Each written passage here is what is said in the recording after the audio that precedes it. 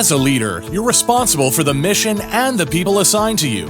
Regardless of the size of your team, employees are depending on you for their lives and careers. For the sake of your team and the people who entrust you with this role, you need to master the skills to become a great leader.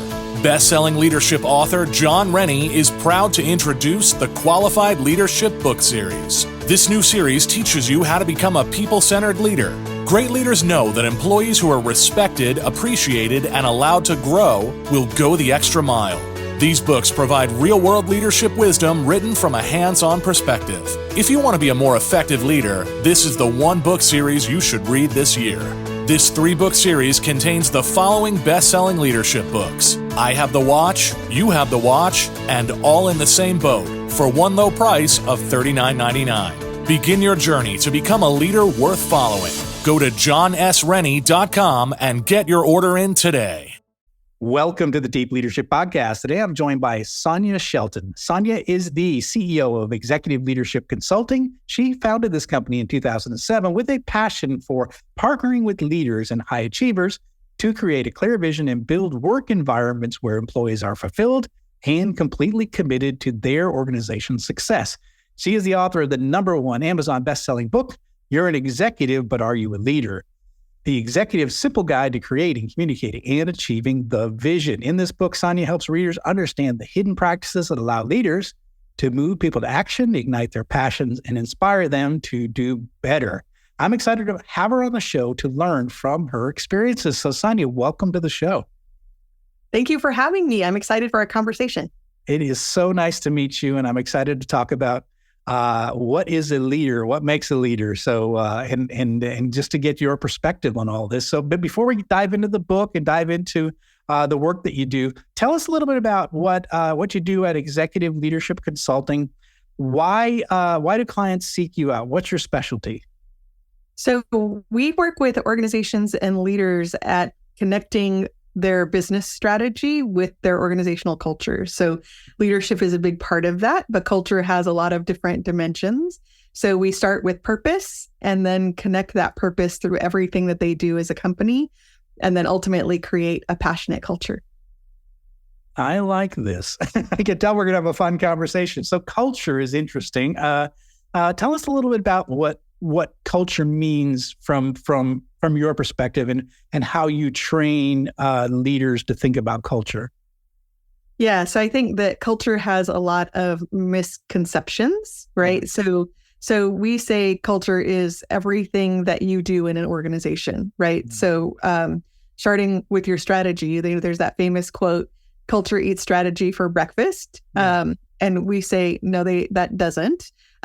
We disagree with that. They actually need to have breakfast together. And your strategy also contributes to your culture, right? So what your goals are, what your vision is, your priorities, that all connects to your culture.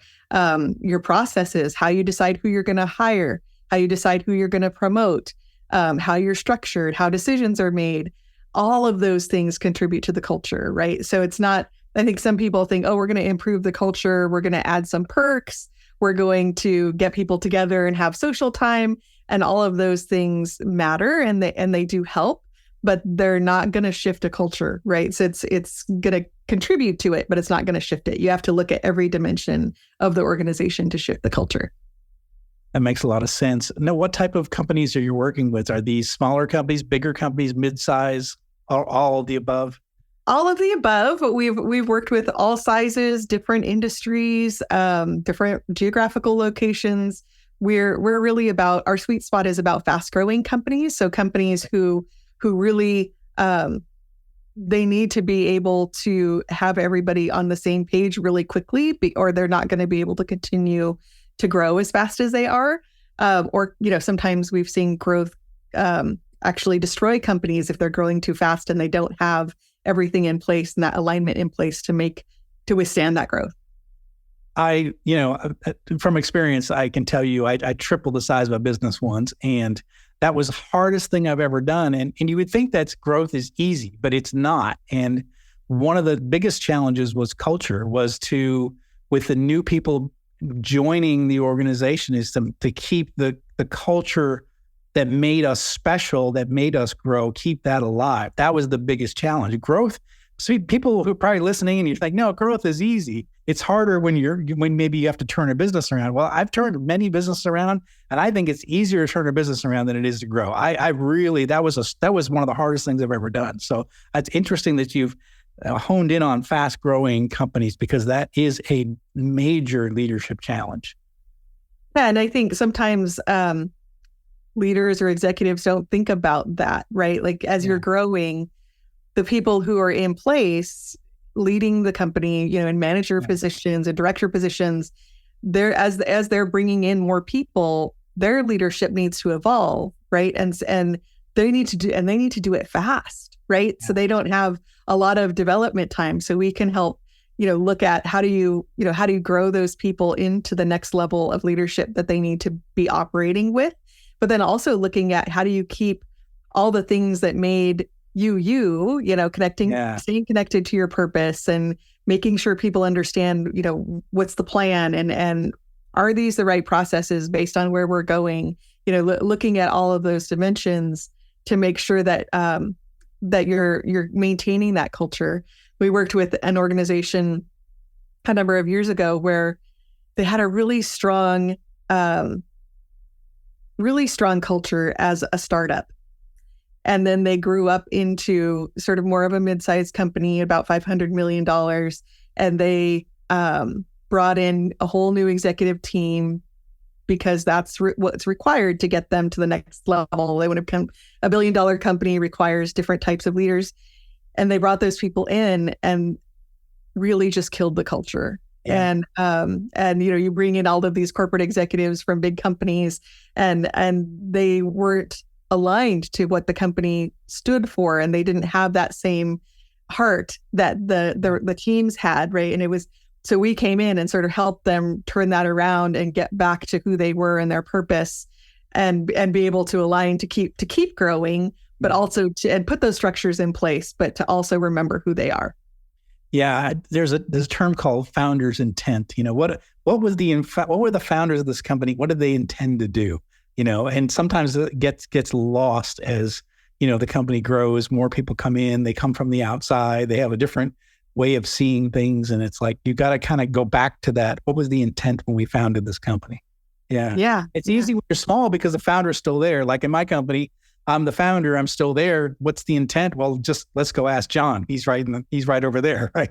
But when you go, or when when there's 6 layers between me and, the worker on the shop floor and me, it's hard to be able to have that conversation. So yeah, it's definitely a hard thing that you lose that sense of who we are as you get bigger, for sure. Yeah.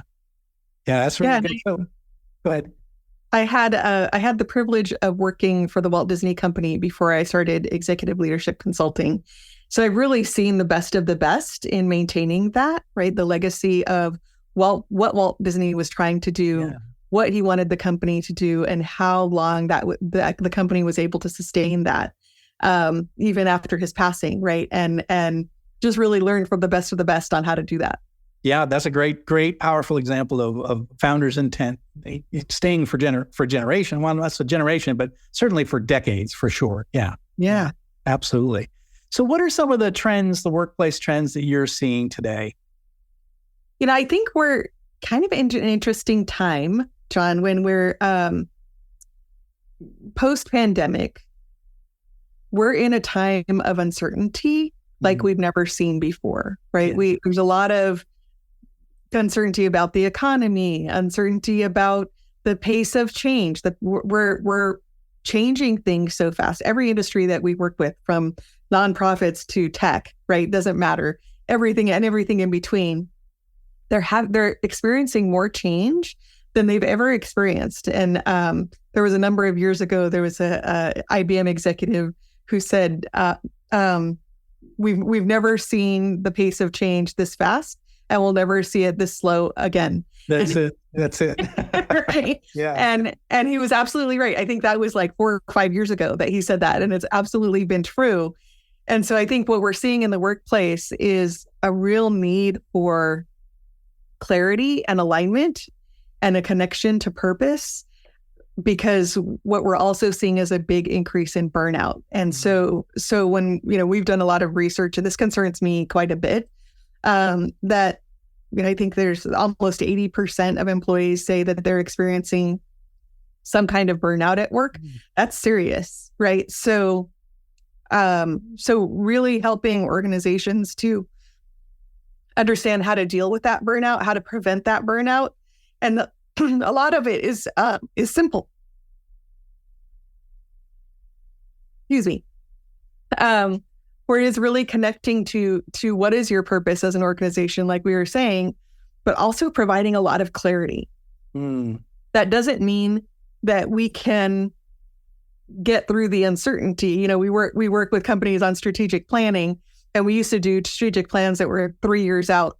Yeah. And we really can. We can make something up about what things going to look like 3 years from now, but most industries, we can't predict where we're going to be 3 years from now, right? So, but we can have areas of focus that are going to grow us toward our vision and connect to our purpose. So really, having that connection to purpose for every single person in the organization and the clarity of where we're going is going to help to navigate the uncertainty, and also empower them to say, this is connected to our purpose or it isn't, or this isn't really where we're going. And so I can raise up those areas that maybe processes need to change based on where we're going, because that maybe that's what we used to do in the past, but it's not going to get us where we want to go next. Yeah, you've hit on some really important things that I see as well too. It's funny because I took a course on leading change recently, and John Cotter's got the stage gate model of how to change an organization. And it's like, that's great if you're doing one change initiative. And what I found in my corporate life is like, I was doing like 8 different change initiatives at any point in time. And that was before, this is before the past 5 years of, as you say, so much uncertainty, so much,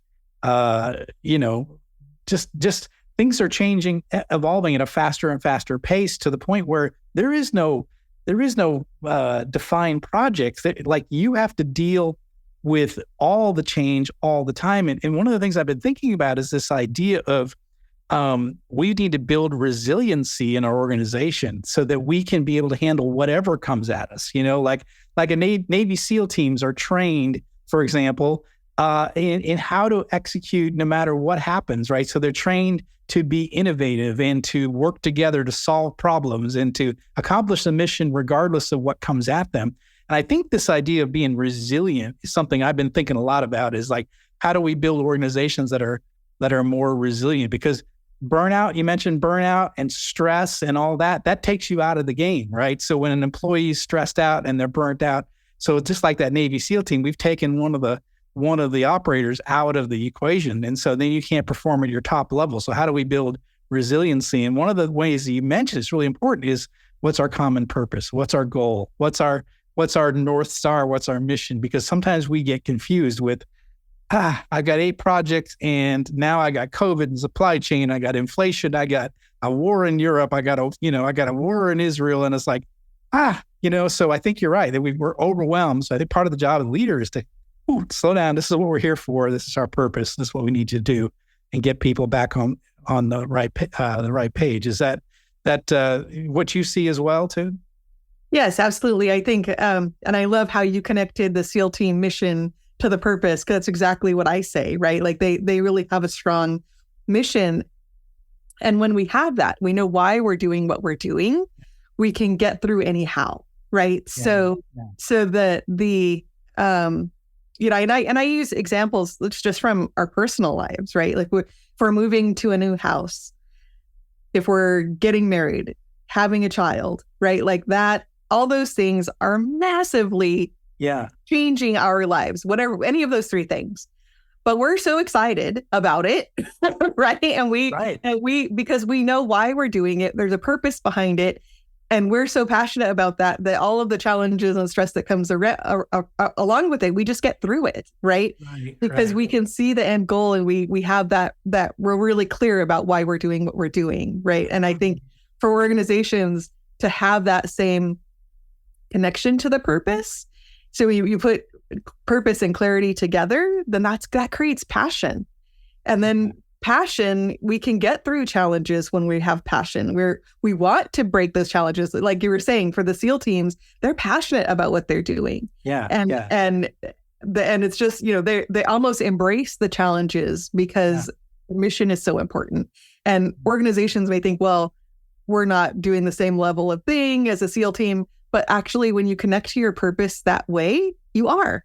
Yeah, you are. Absolutely. It's your purpose. It's your mission. And again, I often say this, that leadership is about motivating a group of people to get something done. And I found my time in corporate was we weren't doing any of those three. We weren't motivating people towards a goal. We were doing everything else. We were putting in new HR systems and new ERP systems. We were, getting certified in some external, and I was like, we need to get back to motivating people to accomplish the goal. What is the goal? Communicate the goal. Here's what we need to do. Here's what everyone's part of this mission. And we need each of you, being strong in your field of expertise to help us achieve the mission. That's what but we get lost in all this stuff. So I think clarity, like you say, is really important. Yeah, absolutely. And I think understanding what motivates people, right? So it's not going to be the same for every person. Yeah. So how do you connect what motivates them and what drives them and their personal why to the company why, right? So that's one aspect. And then understanding, are they passionate? They might be passionate about the purpose, but are they passionate about their role in it? Do they even understand their role in it and their importance of their role in it to be passionate about it, right? So it requires both. It's not just the purpose of the company, but also working at the individual level. What drives that person? What's their why? And then how do you connect that to the company so that they're fulfilled in what they do and they're connected, and then they'll do anything for you, right? Because they're more intrinsically motivated, right? Yeah, I'll tell you a little story that ties into it. I took over a manufacturing plant that we were making circuit breakers, and I remember when I first started going on the shop floor talking to operators, I asked them what they did, and they said, well, I paint this part, I plate this part, I machine this part, I assemble these parts. And I was like, what do those parts do? And they said, well, I don't know. It's some sort of a mechanism. And so they didn't really know what they were doing. And, I was talking with the leadership team. I was like, I think our employees, they're good at what they do, but they don't know what they're doing and how it connects to the greater purpose. And so we spent a lot of time thinking about how do we communicate that. And one of the things that we came up with was that we help keep the lights on. That was the message that we gave. And it was, then I started talking about it in all employee meetings, like, we keep the lights on for hospitals and supermarkets and schools where your kids go to school. And we started talking about the importance of what we do and how it helps society. And it was almost like overnight, a light switch was flicked, and everybody was like, "Oh, I help keep the lights on. I don't just plate or paint, or I'm keeping the lights on." And it was almost like you can go home. Your employees could go home at night and tell their family, "What did you do today?" Well, strangely enough, I help keep the lights on. And I would tell them projects. We're working on this airport, and so we're supplying all the circuit breakers for this airport. So they'll say, well, the Denver airport has I built the product that's lighting the Denver airport. And it's like you're connecting them to the purpose. And it almost changed overnight, the culture and how people looked at their jobs. I think that's an important thing to do. Yeah, absolutely. And connecting the dots to how did the lights not turn on without this part you're building? Yeah. How did lights not turn on without this smoothing that you're doing, right? Like the each piece all the way down to the granular level for manufacturing, like you're talking about, without one thing, nothing works. Nothing works. Yeah. Everyone's an important part of this mission. And I think that was a really interesting thing to see, because it really changed the attitude almost overnight in that organization about what they were doing. It gave them a sense of purpose that they didn't necessarily have. They were good at what they did, but they didn't connect it to the greater purpose. And I think that helped out in that case. So I want to talk about the book. Your book is called You're an Executive, But Are You a Leader? I love the idea for that title. So the $1 million question, what's the difference between an executive and a leader? Well, an executive is a role. That's a title. Yes. And a leader is a behavior. right? So anybody in an organization, regardless of title, could be a leader, and an executive doesn't necessarily mean they're a leader, right? And so I came up with the title to be provocative, because at the executive level, I think sometimes we think, well, because I have this title of CEO, therefore I'm a leader because I have this title. And not necessarily, right? Sometimes, and I've even seen it in organizations where in a time of change, for example, an executive is leading a change or driving a change, but is not necessarily acting like a leader through it, but being more directive and maybe operating through fear. And then leaders of the organization who don't have titles start to lead resistances. Right. Oh yes. Right. I have seen that before.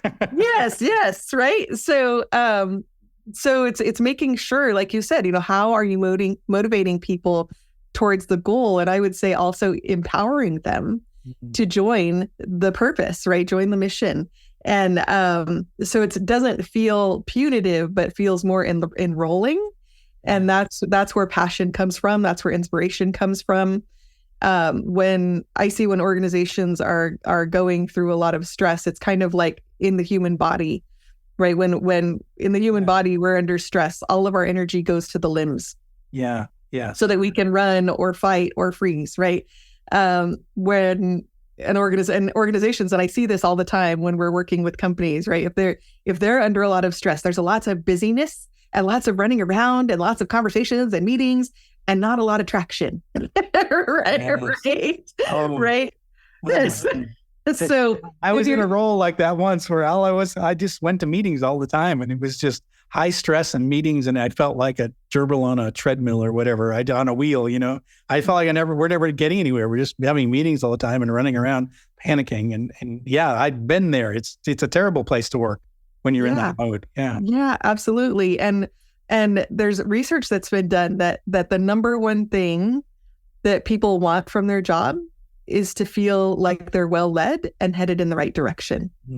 So we understand what we're doing here. We understand why we're doing it, and we know where we're going, right? That's what they want to know. And so I wrote the book specifically for leaders on helping them understand what's the difference between just having the title and actually leading an organization. And it includes 50 chapters, so 50 tips, right, around how to create one vision and one direction, so that and also one voice, right, so that we are all moving in the same direction and we're all on the same page and aligned to really accomplish what we're trying to accomplish.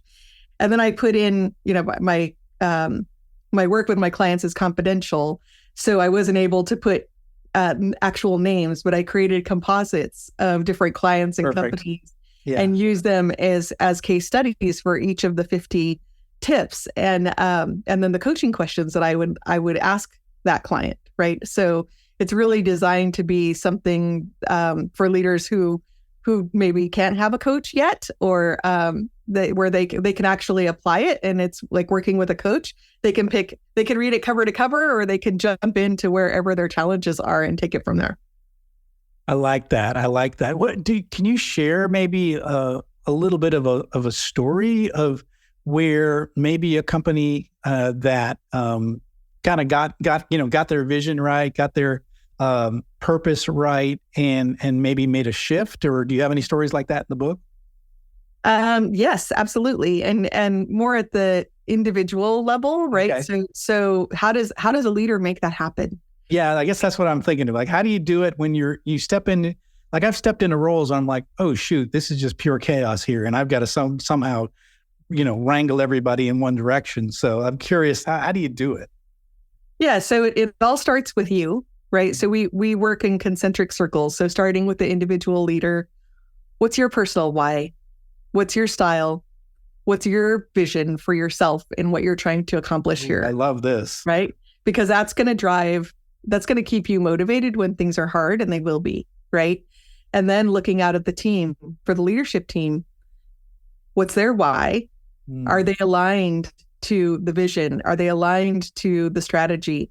Are they clear about roles and responsibilities, and are they aligned to those, right? Are they aligned to the values? Like every aspect of the culture, do they trust each other, right? And we work with a leadership team because you can't really create a culture shift without shifting the leadership team, right? Otherwise you have silos happening and resistance, like I said, right? So if you don't have that alignment within the leadership team, then you could go out to the organization and say, okay, so now how do we make sure that everybody understands the vision? Is the whole organization clear about it? Do they understand what our purpose is? Do they know their role in it? Do they understand? Are they empowered to question processes and look for continuous improvement? Do they understand how decisions are made? Do we know how and why we're hiring people? How and why we're promoting people? And do they trust the organization? So not only do they trust each other, but do they trust the organization? Yeah, all those things they're essential, but they're tough to do. I mean, it's a lot of work to do that, and I think, but as you say, the leaders do that. That's what they do. They come in and sort of, I would say, I know this may sound weird, but we bring order to chaos. Like when we come in, like, and I come into a business, a lot of times I'm like, oh shoot, like there's a lot of things out of control here. And so like, how do you bring everything into some sort of an order where it all makes sense? Because a lot of times when I come into a business, it's been let go. And so I was always the turnaround guy. So I was always the guy coming in like, okay, what do I need to do here? You know, like what are the big issues? Where are the people problems? Where are the process problems? Where's the market problems? Where's our product? You know, all these things I'm thinking about. But once you have that, then you say, I think what you're saying is that alignment is critical. And like, just from my experience, when you have alignment, there's a less noise in the system. Everybody's sort of working on the same things at the same time. And there's there's, I would call task conflict. So you're trying to find the best ways to do it.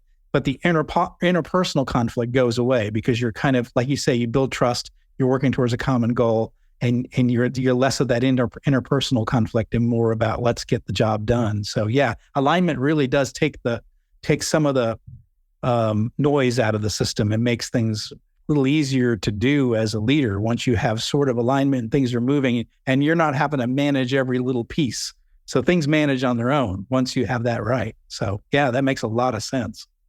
Yeah, and it's not about not having conflict at all, right? I think what you're talking about is more like personalities, right? Right. So it's not about not have, but we can have conflict in ideas. Yes. Right. So how do we debate to make things better? How do we look for innovation and challenge each other to make things better? Can absolutely be part of the culture in a very healthy and constructive way. And that was one of the things that I learned from Walt Disney. Whenever he would have two people that didn't get along, he would immediately put them on a project together. And he said that's because that's where the magic happens, right? They're coming from, they see the world very differently. They're coming at it from different places. And then they create a third thing that is amazing, right? So it really is, there's alignment towards the purpose and the vision, but then how we get there, we can debate and come up with the best ideas. I love that. So one of the things I saw that I didn't know, so I was going to ask you, red thread leadership. What is red thread leadership? So red thread leadership is our model at Executive Leadership Consulting on creating a culture. So it has 5 Ps. I think I've mentioned them all, but maybe not in order, right?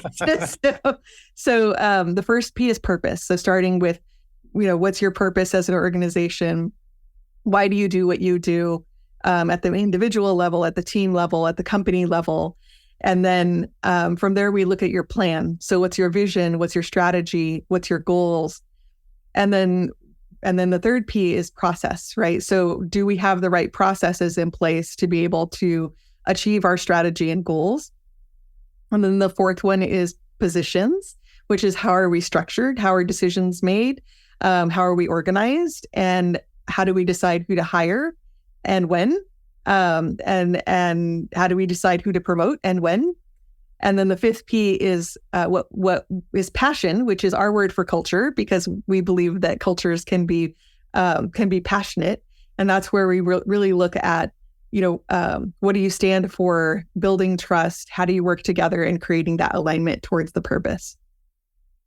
I love it. Yeah, I understand. I understand red thread leadership. I never heard of it before, but it makes a lot of sense. And I was just talking about that coming into a business. I think about these things because I notice, when, like I said, when things are unaligned and the business is doing poor and I get brought in to turn it around, these are the things I'm thinking about. And these are the things I'm trying to get my hands around because, it's like, okay, I've got to bring this into something that makes sense. And sometimes it's hard to do.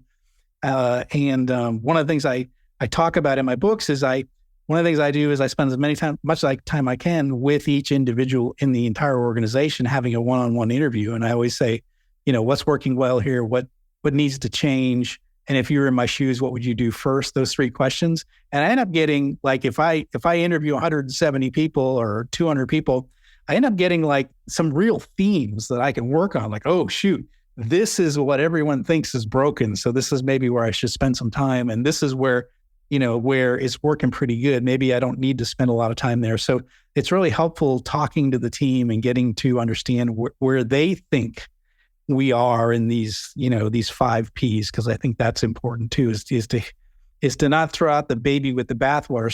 Some leaders come in and they say, well, they throw it out. They're like, we're going to go my way. It's like, well, wait, we have something, maybe it's not all working right, but there's some good threads in here that we have to sort of keep, and I think that's part of it as well. But I really like this process for sure. Yeah, and it's also keeping it going, right? So I love your process. That's exactly what we do with new executives coming into a role. Is we invite them to do exactly what you just said. Yeah. Then continuing it, right? So once you have those changes in place and you're turning things around, how are you continuing to circle back and make sure that you're getting input along the way? Because when you're leading a company, you can't know everything, right? Yeah. And even your leadership team can't know everything, right? So being able to just touch base with people along the way, and so how are things going? What do you see now, right? Just on a not an everyday basis, but maybe quarterly or a couple times a year, you cycle through every person then as well. I love that. Sonya, what final message would you like to leave with our listeners? So I would say, just connect to your why. For us, we agree with Simon Sinek to start with why, and making sure that whether you're connecting to the why of your company, which would be your purpose, or the why of a change or a decision that you're making, just always come back to starting with why. Why are we doing this? And that's how you get people aligned. Wow, fantastic. Listeners, I hope you heard that. Connect with your why. Do you know what your why is? Do you know what your organization's why is? Do you know what your leadership team's why is? And if you don't know, that might be a good place to get started. So very good. How can listeners find out more about you, this book, and all the services you provide? So everything one-stop shop is at our website, which is executiveleader.com. We have a lot of free resources on there. We have recorded webinars. The book is on there, and how you can get to the book. Hundreds of blog articles on thought leadership, and that's where we keep up with, sharing the latest research. There's a webinar on the Red Thread leadership model as well. That's free. People can go on there and understand, how to do it. Companies that have done it well and can execute from there. Fantastic. We'll put a link in the show notes for that. And again, listeners, did you hear what she said? It's free. So there is free information out there that will help you get better. And you can get the book, and it may be just a little bit of money, but get the book as well. And you're going to get deeper into these topics and really understand these 50 topics in a lot deeper level, and also hear those stories from companies that have done it and the success that they've had or what they learned through that process. So absolutely get the book. The link's in the show notes. I highly encourage you to go out there, learn from the people that have been there and done that. Don't try to reinvent the wheel. Sonya's got some great resources on her website. Go there, get it, get the book, and you're going to be a better leader because of it. Sonya, I really appreciate you coming on the show. Thanks for sharing all this information. This has been fantastic, and I know it's going to help all of our listeners. Thank you so much for inviting me. I enjoyed our conversation. Absolutely. I enjoyed it as well. Well, that's it for today. Thank you for listening to Deep Leadership. If you like this podcast, please subscribe and share so we can continue to build a world with better bosses. Until next time, this is John Rennie saying take care and lead well.